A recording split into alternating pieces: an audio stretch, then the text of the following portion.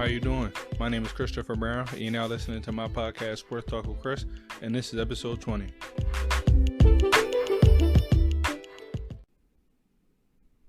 Okay, so before I start this episode, I just want to make something very clear. This is a top 10 wide receivers going into the 2020 season. This list is which 10 receivers I feel like are going to have the best year next year. This isn't the most talented receivers list or who has the best legacy as a receiver list or the best hands or the fastest. No, this is none of that. I want to make it perfectly clear that this is a simply top 10 wide receivers going into the 2020 season. These 10 receivers, are the ones I feel like are going to have the best year next year. Because a lot of people get it confused. Starting off my list at number 1, I got Mike Thomas. Now, Mike Thomas had a great year last year. He led the league in receiving yards. He was the only receiver to average over 100 receiving yards per game. Led the league in receptions and first down receptions. To simply put it, he had the best year for a receiver last year. But last year was not his only good year in the league. He's consistently been putting up top receivers numbers since his rookie year in 2016. Now going into this year, I don't expect anything else from him. He is by far Drew Brees' favorite target, and somehow he gets open every single play. He is as automatic as it gets when the ball is being thrown in his direction. The past 2 years, he led receivers in catch rate with over 83%. That means when the ball is being thrown his way, he's getting that John. He's not dropping the ball. He's not fumbling with the rock. When the ball is thrown his way, he's taking it out the air. He's a great route runner. When he gets the ball in his hands, he's hard to tackle. Like 6'2", 6'3", over 200 pounds. He has great footwork. The man has every single tool to be a great receiver, which he is. Again, this year, I wouldn't be surprised if he leads the league in receptions, receiving yards, first down receptions. He has every single tool, and with him being Drew Brees' favorite target, Drew Brees is very accurate. Don't be surprised if he has another great year. At number 2, I have Julio Jones. Now, Julio Jones is the most athletic receiver in the league, and has been like that since his rookie year. But he's nowhere near done, as this year he had 99 catches for 1,394 yards and 6 touchdowns. He was second in first down receptions, third in receiving yards per game, third in big plays receptions over 20-plus yards, and second in receiving yards and targets. Now going into the year, he would still remain Matt Ryan's number 1 target. And with Austin Hooper leaving in free agency, he could get more targets than last year. He saw 157 targets. Now I know a lot of people like to, say Julio is not up there because of the touchdowns. Y'all got to understand what the system he plays in. When they get into the red zone, he's not getting the ball. He's used as a decoy. So look at the receptions and look at the yards. He still produces as one of the best receivers in the league. Who knows?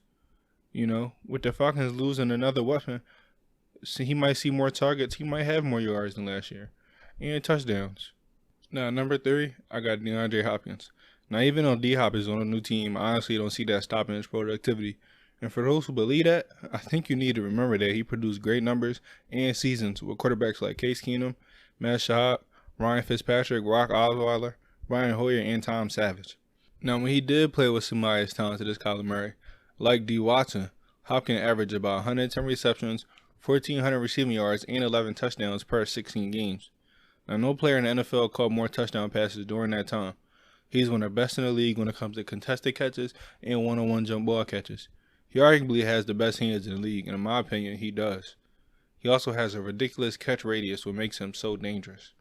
Now, in Arizona, he's going to be playing in a way more aggressive pass offense, so with his ability to get open and run every single route on the field, expect him not only to keep up the same production he had with the Houston Texans, but if not more. He's coming back more hungry and a more aggressive offense. I wouldn't be surprised if he goes off for 1,500-plus receiving yards this year and at least 10 touchdowns. Coming in at number 4, I have the fastest man in the NFL, the Cheetah, Tyreek Hill. Now, last year in the 12 regular season games he played in, he had 860 receiving yards on 58 receptions with 7 touchdowns. If he played in all 16 games, there's no doubt in my mind he'd have at least 1,000 yards for the 3rd straight year and most likely a double-digit touchdowns.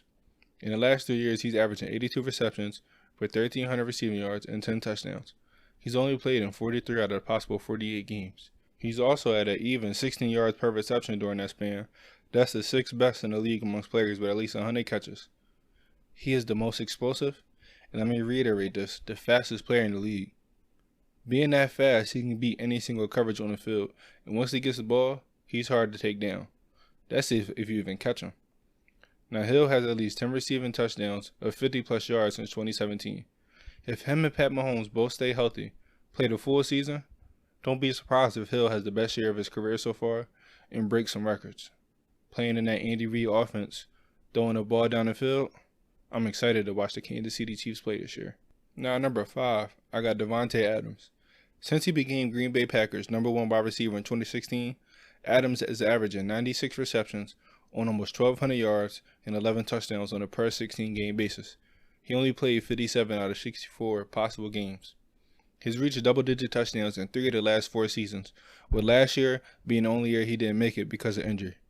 Him and Aaron Rodgers have remarkable chemistry, especially on the one-on-one isolation plays on the outside. He's really hard to guard. Adams is one of the best in the league at working the sideline, using his body to shield off defenders to catch back shoulder throws, and he's consistently reliable in the red zone. That is one of the reasons why he's always at the top of the league when it comes to touchdown receptions. Now, even though Green Bay is becoming now more of a running team, since he's the only consistent and reliable threat when it comes to receiving for the Green Bay Packers, his targets will remain high. He's going to get plenty of opportunities to produce if he can stay healthy this year. Coming in at number 6, I got Chris Godwin. Now, Godwin is coming off a monster season last year where he had 86 receptions, 1,333 receiving yards, and 9 touchdowns. Crazy thing is, he did all that in 14 games. Now, last year, he ended up 3rd in receiving yards in the entire league and 2nd in receiving yards per game in the entire league. Chris looked extremely comfortable being a main target in the Buccaneers offense. Last year, he registered career best in yards per game, per catch, and per target, while catching 71% passes being thrown in his direction. That's 10th best in the league amongst the 38 players who were targeted at least 100 times last year. He also did most of his work in the slot last year, aligning there 63% of his routes. His 50 receptions from the slot tied for 9th most in the NFL, while his 838 receiving yards out of the slot was 2nd most in the NFL. Another good thing about him is, with his ability to get open and his speed, he's a really good deep threat. Last year, he caught 10 out of 17 passes thrown his way that traveled at least 20 yards in the air. He also led the NFL in big play receptions with 25 20-plus yard receiving plays. Now, with Tom Brady arriving in Tampa, he could possibly have an even better year, as Tom loves throwing the ball to his slot receivers. Now, with his craftiness and his speed, I wouldn't be surprised if he leads the league in yards after a catch for a receiver this year, because once he gets the ball in his hands on those short, quick routes, he's going to take off. He will also benefit by playing with 2 tight ends who will be up the seam, taking defenders away from him. That gives Godwin all the space he needs to get open. Now, I'm going to be honest. You're playing with the best quarterback arguably to ever play the game. You had a great year last year with a quarterback that was a gunslinger. You got a quarterback now that's more accurate. I'm not going to be surprised if you do go off this year. At number 7, I have Amari Cooper. Now, since arriving in Dallas, Cooper has averaged 84 receptions, 1,225 yards, and 9 touchdowns per 16 games. He played in all possible games he could have. His catch rate is 67.2%, and his yards per catch average is 14.6. Both of those are really good stats. But my worries when it comes to Amari Cooper and why he's so low on my list is I don't know if his targets are going to go up. Honestly, I think they might decrease because of the addition of CeeDee Lamb and a breakout year of Michael Gallup. Not to mention, Ezekiel Elliott is going to want the ball in his hands more. Plus, who knows what Dak Prescott we're going to get this year. But also, Amari's been battling with injury lately. Now, the new head coach, I'm not too sure if his targets are going to go up or go down. I'm not too sure what's going to go over there in Dallas. But what I do know is he's still going to be a top 10 receiver in the league. He has the talent, he has the footwork, the route running. He really doesn't lack anything when it comes to being a receiver, except for drops. But his percentage went from 6 in Oakland to 4 in Dallas. I'm not a Dallas hater. I respect the talent they have. And Amari Cooper is a good talent. So, like I said, I don't know if he's going to have a great year, but he's still going to have a top 10 receiver year this year. Now, number 8, I got Mike Evans. Ever since Mike Evans came into the league in 2014, he's been one of the best receivers in the league. His career per 16 game averages are 82 catches, 1,291 yards, and 9 touchdowns. He played in 90 out of the possible 96 games. Mike is one of the best deep threats in the league, catching at least 7 passes thrown 20-plus yards in each of his 6 seasons. Also scoring at least 3 touchdowns on deep throws in 4 out of those 6 seasons. Now, Evans does have a low catch percentage, but there are some factors that play into that. like how he's been playing with not really accurate quarterbacks since he came into the NFL. And plus, a lot of passes being thrown his way were deep passes. Playing with a quarterback like Tom Brady that will give him the ball in the best situations and who's a far more accurate quarterback, I see Evans having a really good productive year this year, probably one of his best years in the league. Also, I seen him honestly being the best deep threat receiver in the league this year. At number 9, I have Tyler Lockett. Now, Tyler Lockett has improved every year since he entered the league. Last year was one of his best years. Over 1,000 yards receiving, top 8 in receiving touchdowns, and a 74% catch rate. He did all that while battling an injury during the year. If he is healthy, look for him to have an even better year this year, as him and Russ are developing more chemistry. He's so low on this list, sadly, because the Seahawks are more of a running team. If they were more passing team, who knows, he could be higher. He could have an even better year. At number 10, I have Kenny Golladay. Now last year he was top 10 in receiving yards, number 1 in receiving touchdowns, number 2 in big play receiving plays with over 22. He did all that with a star quarterback not playing half of the year due to injury. Going into the 2020 season, if he has Matthew Stafford healthy for the whole season, he'll have another good year, most likely better.